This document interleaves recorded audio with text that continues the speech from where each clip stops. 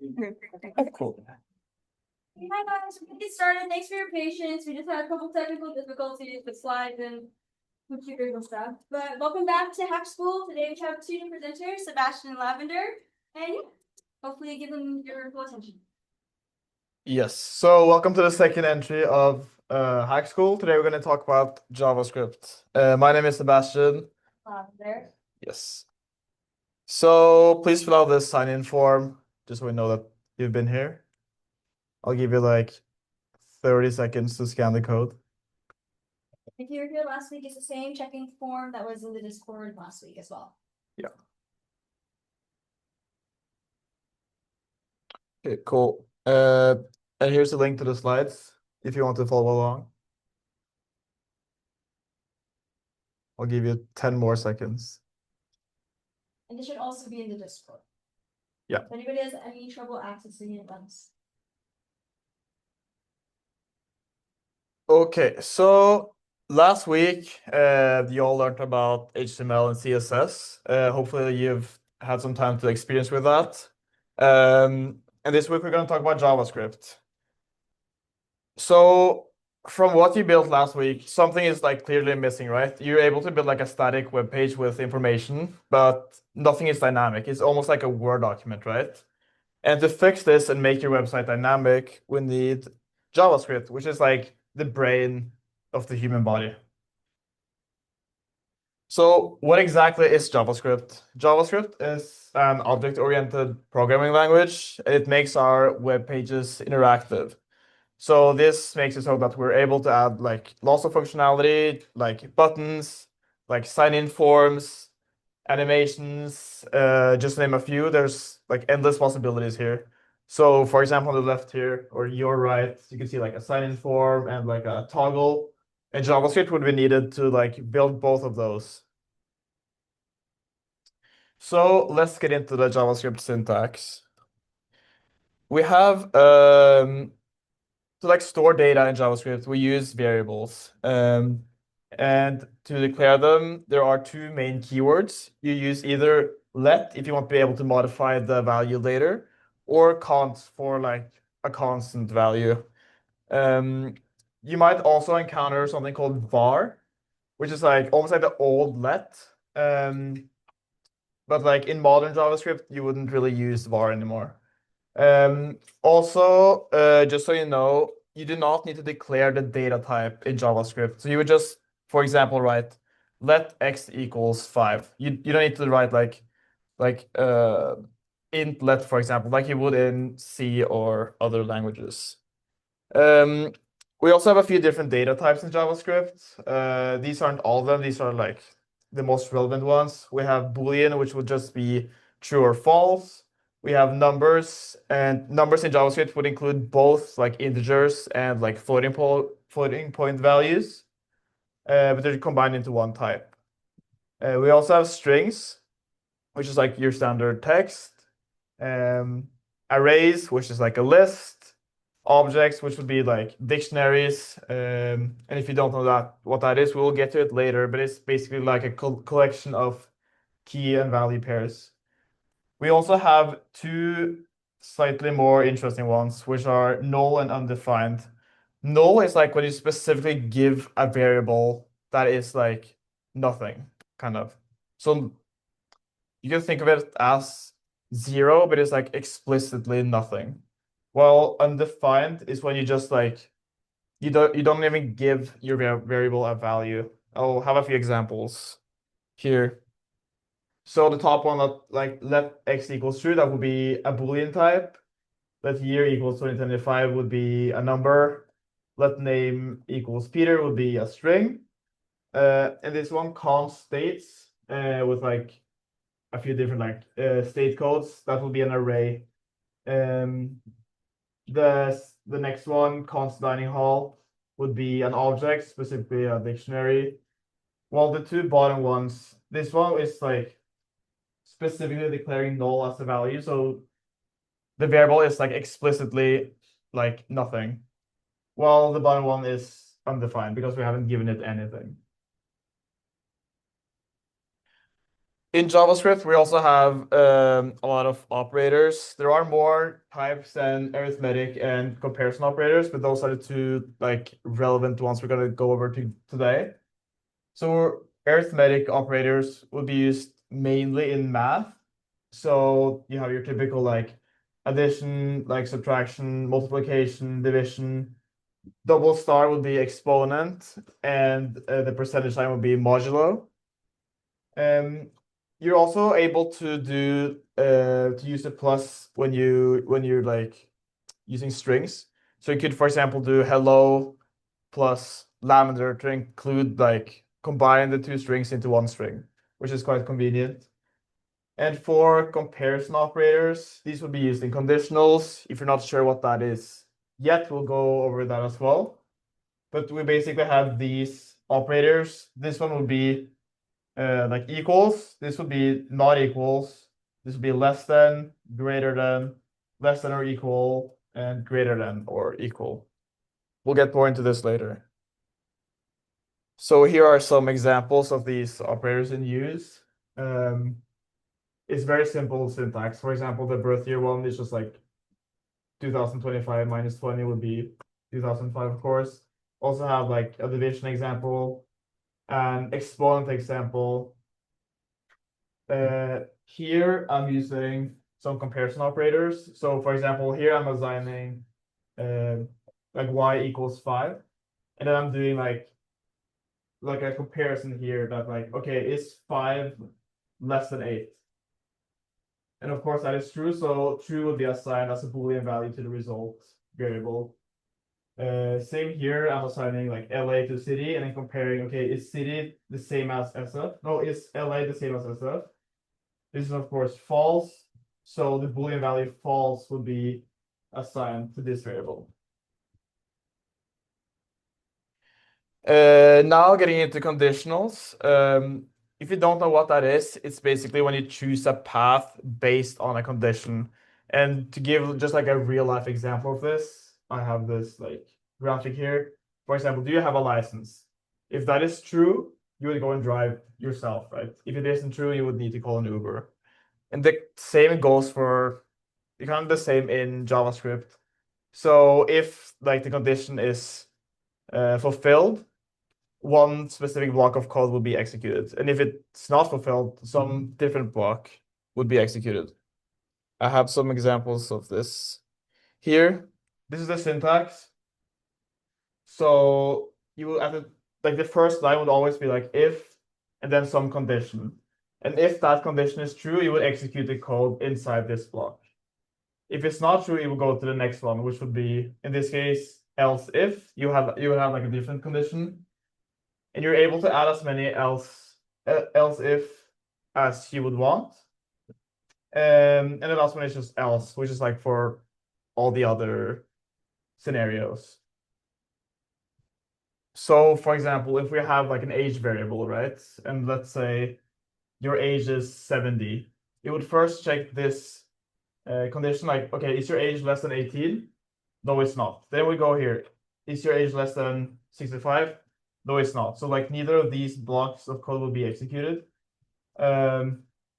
So else, since we didn't fulfill any of these conditions, it will like execute this line of code. So like you are a retiree, hopefully. And if you're unsure about this syntax, console.log, it's basically the same as your typical print in like Python or C. So don't worry too much about that. Moving on to arrays. Arrays are just a way to like, it's like a sequence of elements that you could store like sequentially. It's just think of it as a list. It's very simple. And why would you use an array? You would use it because it's just a super simple data structure. Like anyone can like understand a list. And it also makes it easier to like perform operations on like a larger range of elements. One thing about arrays in JavaScript that's not the case for some other languages is that you can combine different data types into your array. So not all of them have to be numbers or strings, for example. You can combine strings, numbers, or even objects into like the same array. You can also declare an array to be empty from the start. And finally, one really important thing about arrays is that they're zero indexed. So let's say you have a list of 3 items. They would each have an index. And the first item would have the index 0. Second item would have index 1, and the third item would have index 2. So, for example, here I'm declaring an array of fruit, apple, orange, and banana. And in this case, apple would have index 0, orange would have index 1, and banana would have index 2. Here is also an example with mixed types. So first one here is string, next one is number, and then a Boolean value, which is totally fine to do in JavaScript. And also just like an empty array here.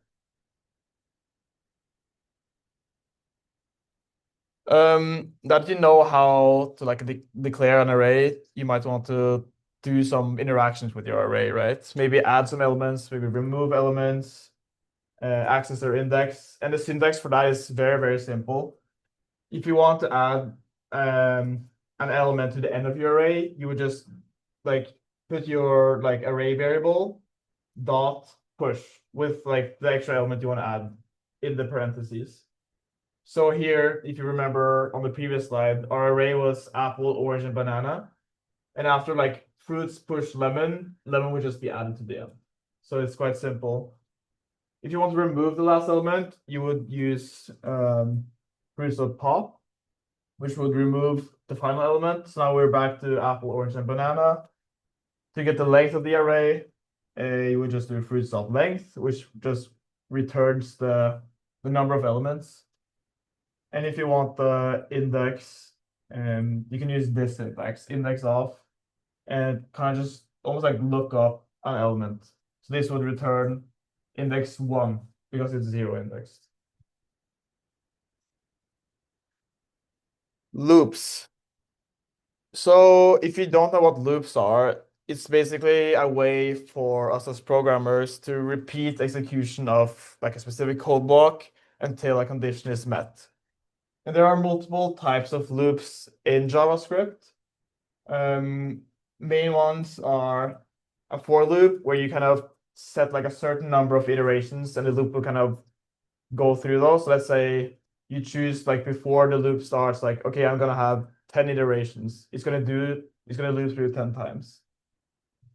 The for loop in JavaScript also lets us iterate through like array elements, which is what we're gonna focus on in this workshop. We also have while loops, which go until a certain condition is met. So an example here would be, let's say you have a number and you start the number at 10. And the condition would be like, while number is more than 0, you could like print out the number and then subtract 1. And when the number like reaches 0, the loop would stop. We also have do while loops, which is basically like a while loop, just that the code block would execute before it checks the condition.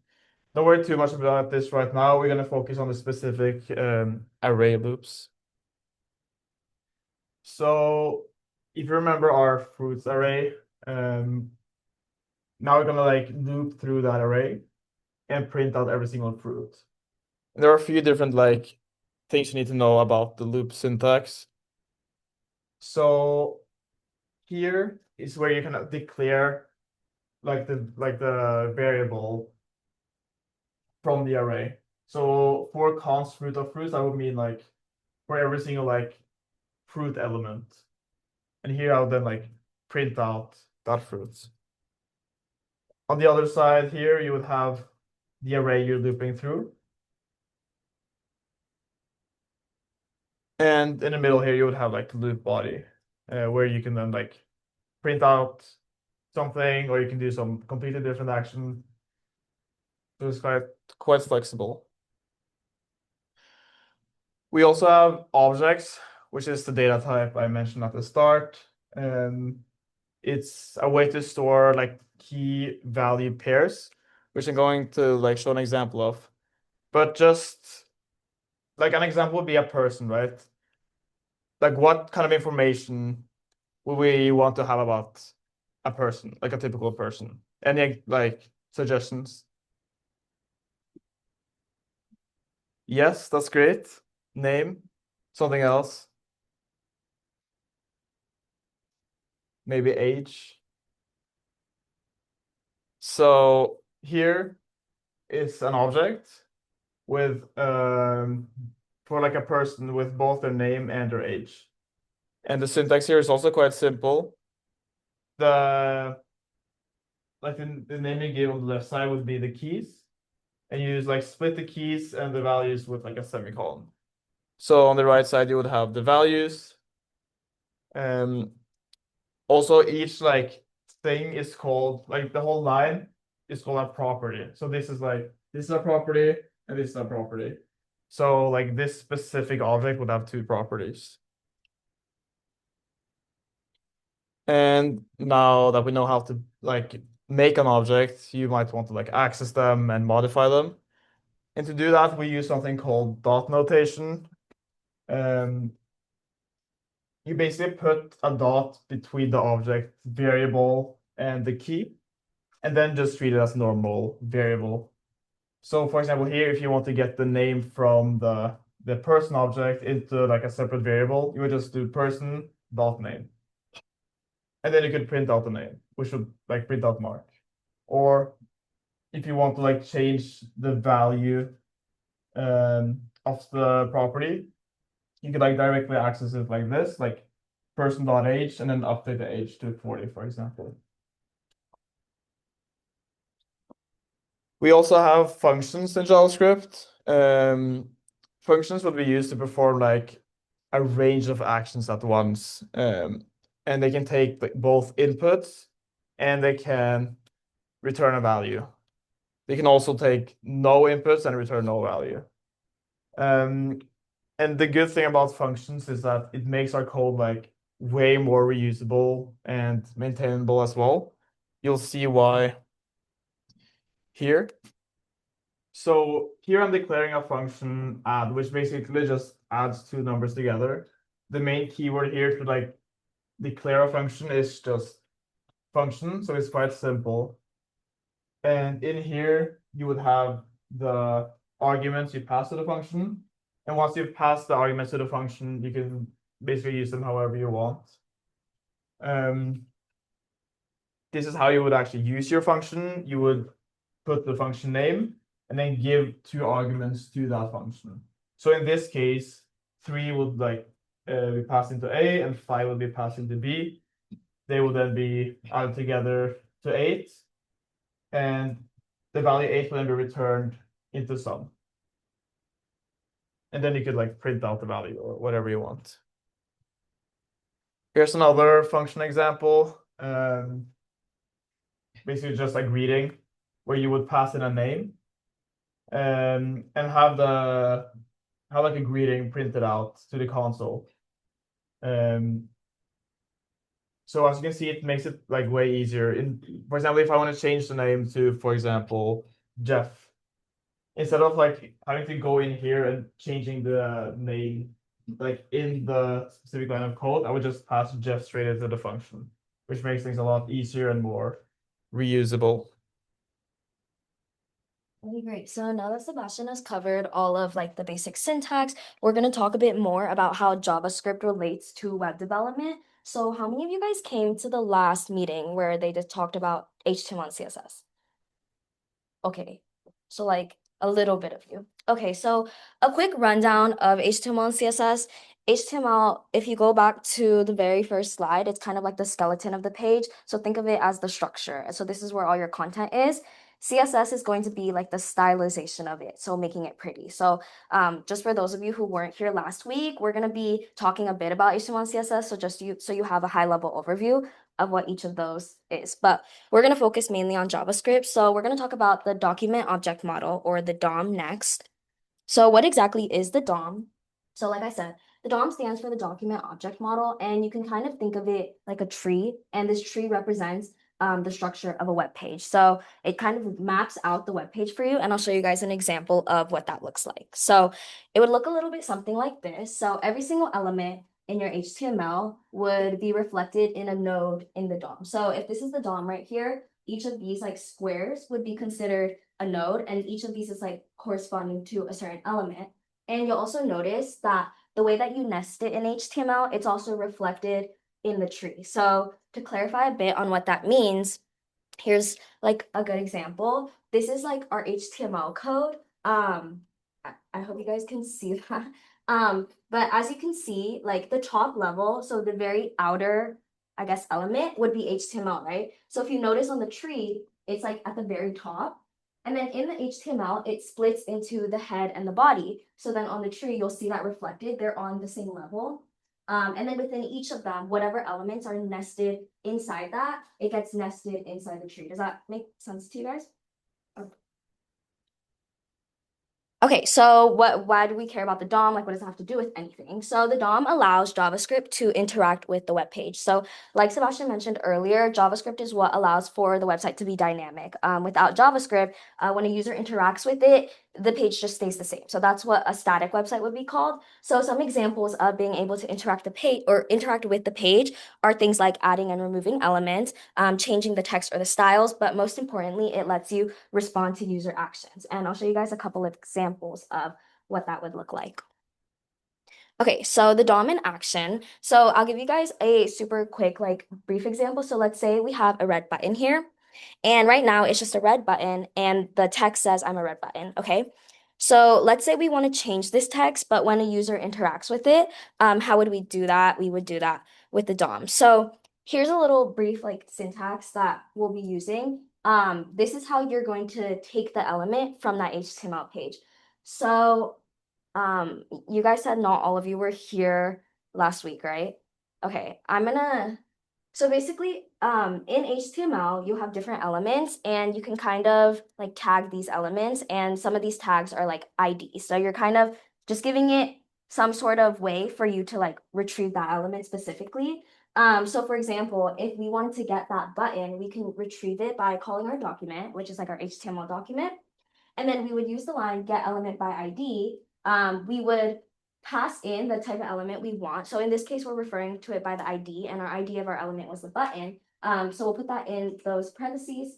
And then from there, this is where we like actually do the changing. We can select any attribute of this element. So in this case, let's say I want to change the text to say something else. I can set the text attribute, or it's called inner text, and I could set that to a different string. So in my case, let's say I want to change it to say click me instead. So if I were to use this code, the button would change to say click me. So before it said I'm a red button, once I run this, it says click me. Okay, so what else can you change? You can change more than the text. You can change like colors, you can change styles, you can change images. So like the link of the image, you can change that so it displays a different image. And like I said, you can change attributes and classes. And then you can also add and remove elements from the page itself, which I'll show you guys a bit more in the demo so it makes like more sense. So like a quick recap, like if I were to give a TDLR, it would be the DOM gives you control of what appears on the web page and how it behaves like while you're using it and interacting with it. Okay, so here are some more common like DOM methods. We covered that very first one where you can get it by the ID. You can also get it by the class. So if any of you guys were here last week when we were going over HTML classes, you could also retrieve the element through that.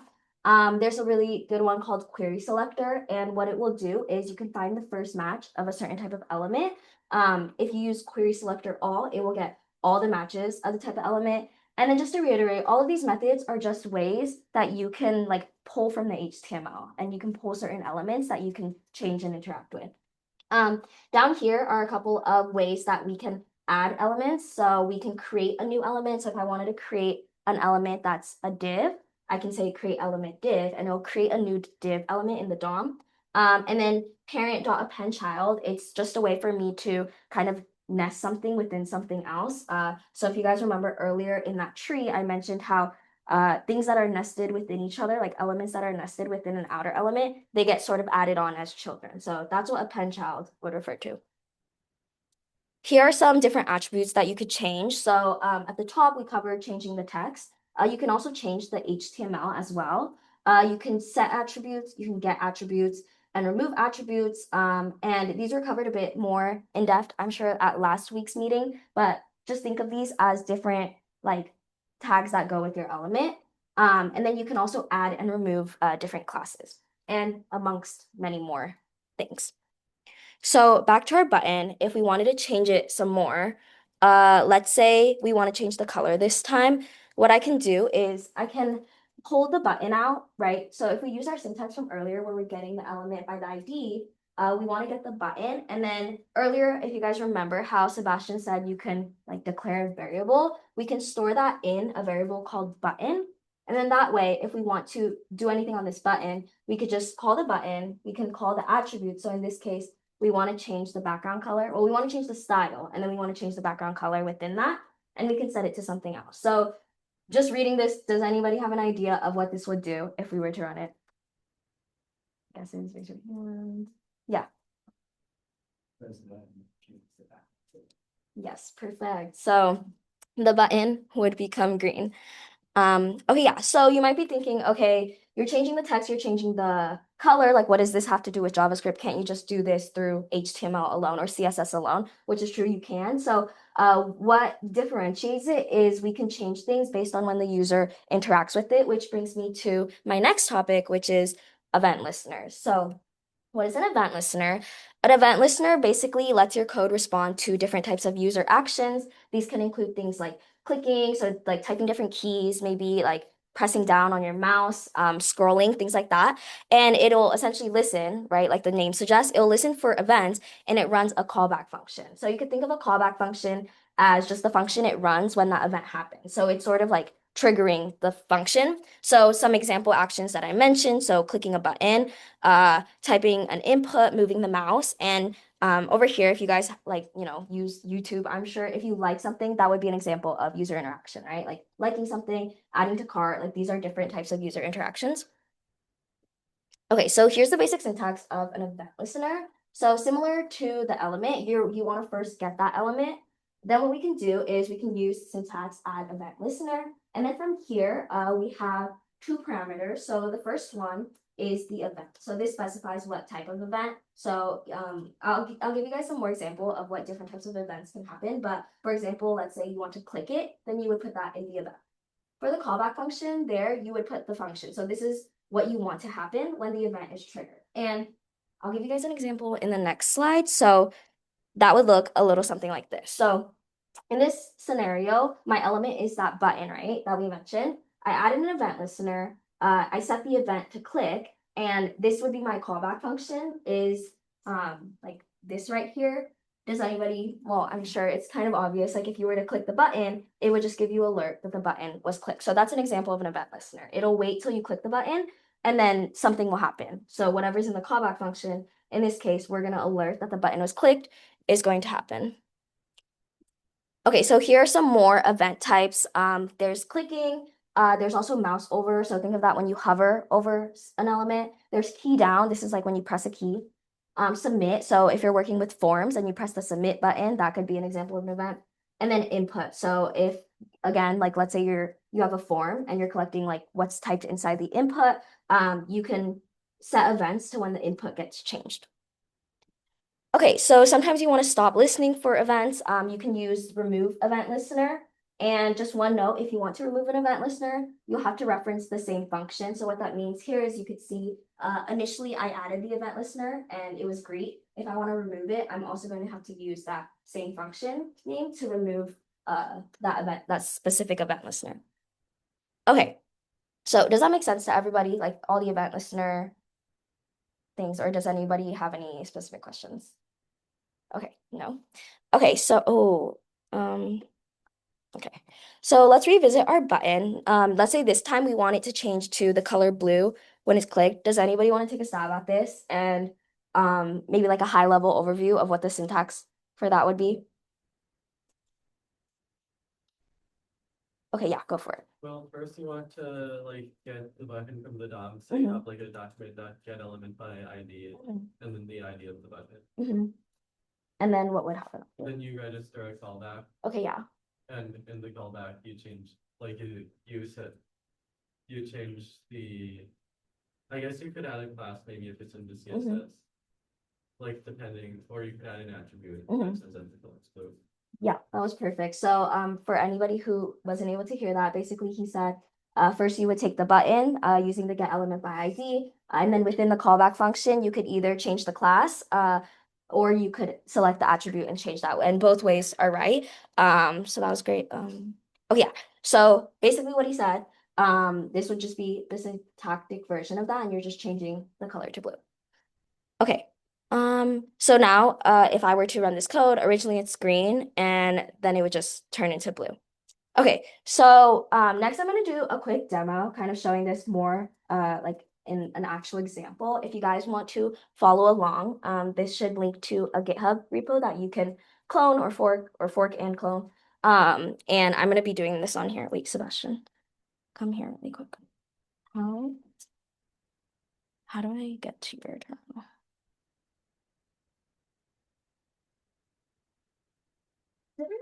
If you want to switch to your. Oh yeah, that's a good question.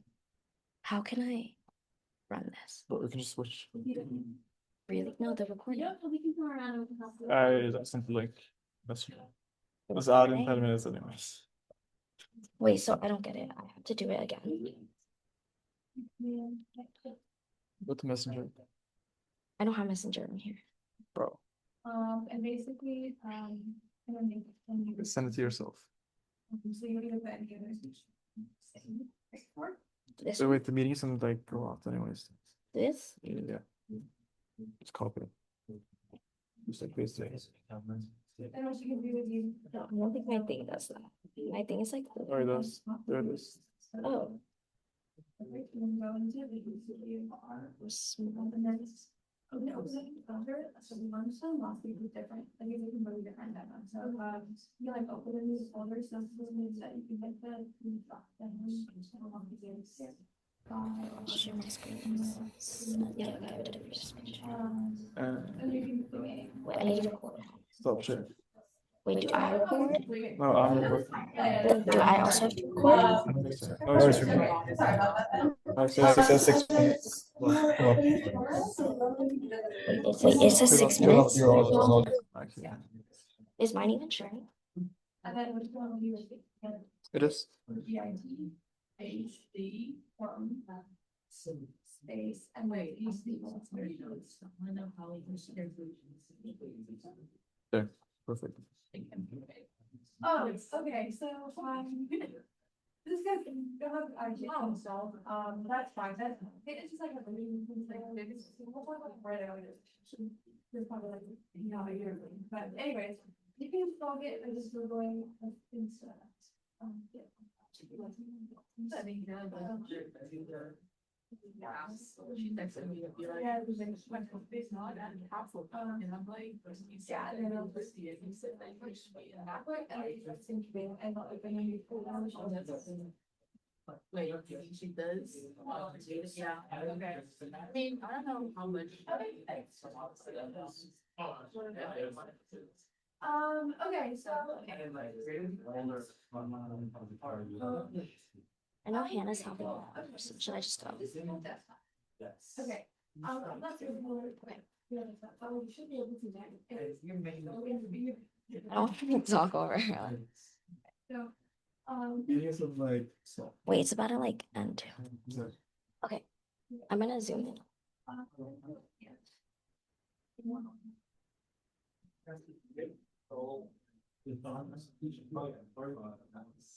okay, so one thing you can do. Yeah. You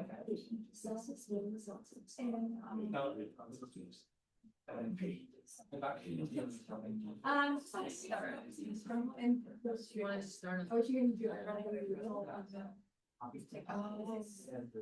Yeah, and then you like type switch it. I think we can meet, yeah, we're in with this. And start recording. Okay, and then it's maybe. Yeah. Yeah, so, yeah, and they wanna like, you need to open a burger stand. Like, Yeah, I think. Wait, why can't you just go back onto the same meeting? So again. Yeah. Wait, I'm so confused. So now what? Stop laughing. Wait, what can I take a seat? He's connected to the link, so oh, I'll make a meeting and add him to it. I got it. Okay. You'll have two recordings. So just stop this then. Wait, hold on. Wait, why is my Zoom? If you use your, you should theoretically have 3 meetings of any length. Okay, But it's also not that big of a deal. Because No. you got the first half of it, so that's fine. it's gonna like run out in 3 minutes. Okay. So Should I stop it or should we just like let it stop in the middle of the demo? No, you can stop it. Now's a good stopping point. And can I then still connect it though because I still need to. there we go. Oh, smart. Okay. Perfect. Okay, great.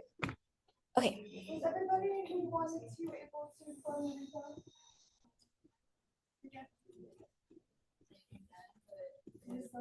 Yeah. Okay.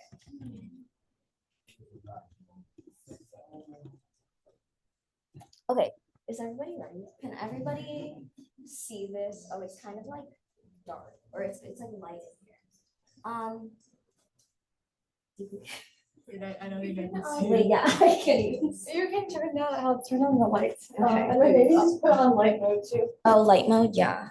Is that better for anybody? Okay, can everyone see this? Yes. Okay, perfect. Okay, so we're gonna make a little to-do list, and here's a quick demo of what the final result will look like, and then we'll just go like step by step and see how to do that. So, let's say like in my to-do list, let's say today I need to do my laundry. I'll add a task, okay? Let's say I need to wash the dishes. Okay, and then I'll also be able to like remove them. So here's like a high level of what we'll be making, and then I'm gonna restart it and we'll do all of that like interactive part from scratch. So give me 1 second. Okay, so our very first step, let's see.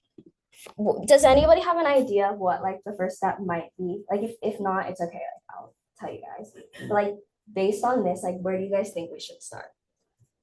And right now, like it doesn't do anything. So if I were to like type a text or type a task, like nothing happens.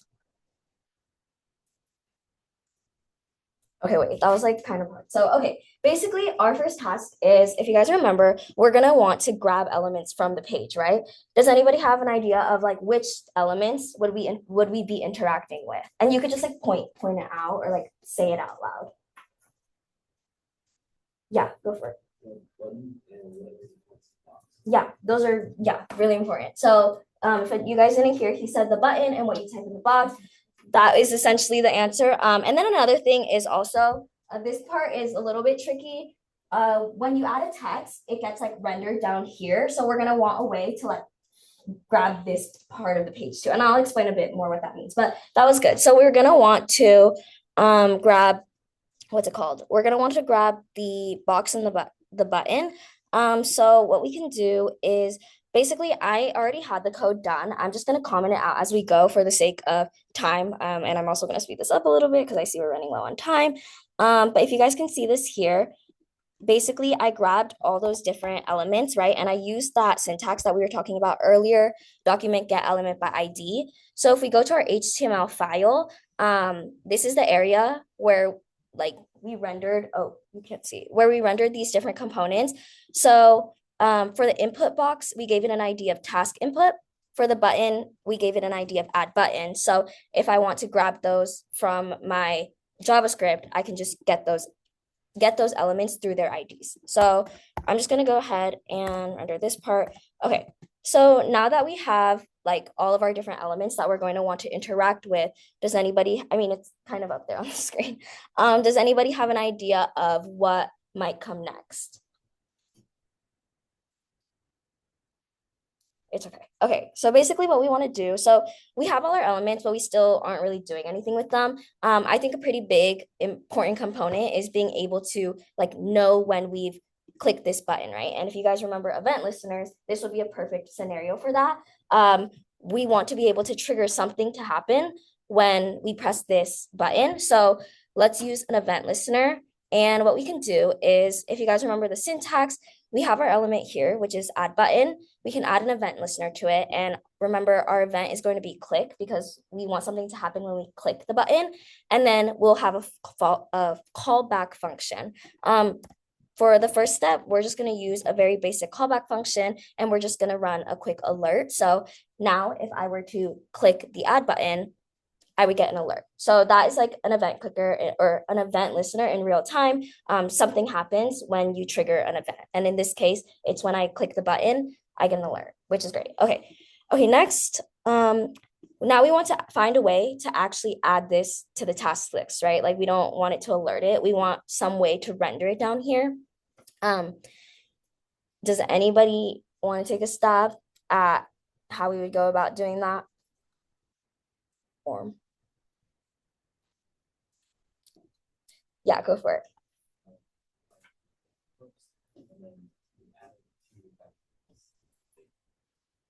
Okay, yeah. Okay, so he said you take the input and you can add it into a list element, which is exactly what we're going to do. So let's backtrack a little and go back to the HTML. If you guys were here last week, we covered some different types of elements types in HTML, and one of them was an unordered list. So an unordered list is just like the outside element of a list. And then if you want to create separate like list items, that would be like a list item, and it's a separate element. So for example, this is like what it would look like in the HTML if I were to like nest list items inside the unordered list. So kind of like what he said, what we're going to want to do is we want to find a way to take the value of the task that we inputted. And we can do that by, what's it called? We can grab that task from earlier, or we can grab that input box that we had from earlier, and we can get the value out of that. And then what we want to do is remember how in the DOM, not only can you change different things, you can also create and remove elements. So in this case, we're going to create a new list element. And then once we create a new list element, what we want to do is it's going to start off empty, right? We want to actually have it render the to-do task. So what we can do is we can change the inner text to that task. And then what we want, okay, I know we're running really short on time. I'm just going to kind of speed run through the end of it.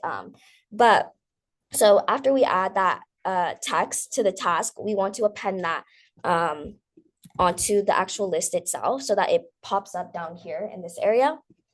And then what we can do finally is just clear that input value. So when we do a new task, it resets and we're not like building words on top of words. So if I were to run this, it would look something like this. So if I were to do my laundry, oh, is this working? Okay, yeah. If I were to do my laundry, okay, oh, just kidding. Okay, sorry guys. Okay, if I were to do my laundry, now you can see it gets like added on as a task. So that's an example of how we would create elements in the DOM. We were originally going to do the remove button, but I do want to go over something really quickly. So we're going to skip that. But basically the remove button was just going to show you guys how you can remove elements from the DOM as well. But one last thing, I know we're running really short on time right now. We have about 2 minutes left. So before we wrap up, I did want to go over one like kind of conceptual thing that I think is important to understand. So in the DOM, when you're modifying elements using JavaScript, you're only updating like the live DOM. So the actual HTML of the code is going to stay the same. And what this means is that every time you refresh your page, it's just going to revert back to how it was originally. So if I were to use the list as an example, let's say I'm here, right? And let's say I want to like do my laundry. I'll just like say task 1, task 2. When I refresh my thing, the whole thing disappears. So the changes aren't permanent when you work with the DOM like this. And you might be asking, okay, like how can we make it permanent? And that is where like backend comes in, which we're not going to go into like right now, or I think in the session, but just like a high level overview of something that I think is important to know. It's like, even when you're changing the DOM, it's not permanent. Like you're not changing the whole page. You're just changing like the current session you're in and how the elements are rendered in this current session. But as soon as you leave the page, as soon as you refresh the page, it's going to revert back to how it was originally. Yeah, I think we're at 6:59. So I think we're coming right up perfectly on time. That was everything that we had for you guys. If anybody has questions about that, let me know and I can answer it really quickly right now before we end. Okay, perfect. Okay, seems like nobody has any questions. Okay, well, in that case, thank you guys for coming. You can scan this QR code. What is this QR code for actually? Okay, yeah. So here's important links you can have. And yeah, thank you guys. Oh my God, my voice is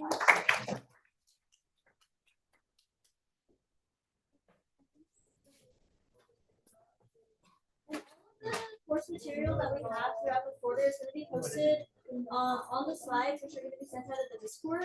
So if you guys have any questions, Lavender ran out of time, but there's more stuff on that demo that you can walk through. For example, make remove buttons and stuff like that. But yeah, all the basics should have been covered. Most of them. Thanks for coming, guys. Okay. Do we have to clean this up anyhow?